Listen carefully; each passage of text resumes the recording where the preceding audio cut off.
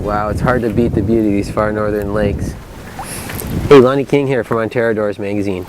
You know, invariably every year we get stories of people who catch these giant brook trout, and it turns out they're actually splake. I'm on location here today hoping to catch a splake and maybe even a brook trout and show you how to distinguish these two species. In order to do that, however, I first got to catch one. Oh yeah, there we go. This is a nice one. This is exactly what we were hoping for. That is definitely not a brook trout. That's way too big. This is exactly what people do. They catch a fish like this and they think, oh, beautiful. Now a lot of people would see that and think they caught a trophy brook trout of their life.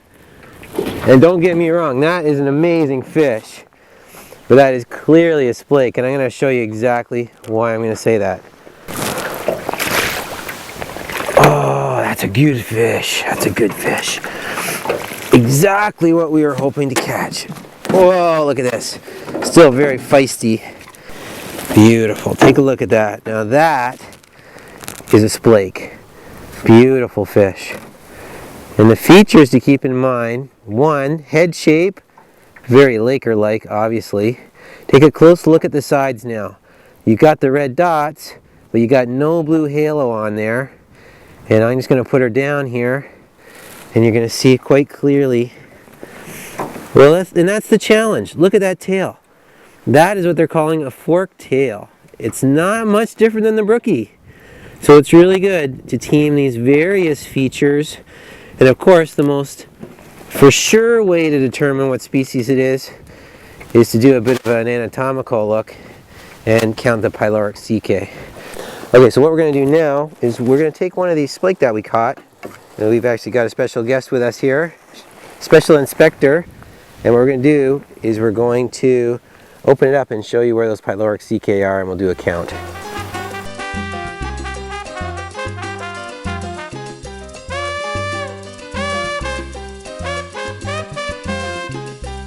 So these here, those are the pyloric CK. They're on the intestinal tract right by the stomach. So just below the stomach, the starting of the intestine.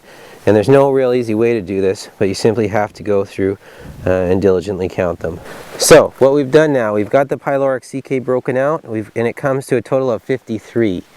Now what the meuristics are saying is that a brook trout has between 23 and 55. So this is, pyloric CK says clearly this is a brook trout. It's got very light blue halos, a little uncertainty there. And in my opinion, that head says 100% splake. It looks like a lake trout.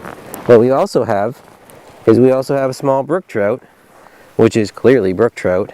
And you put these two side by side and you can clearly see there's a clear difference between these two fish. It just goes to show you the complexity of trying to identify hybrids.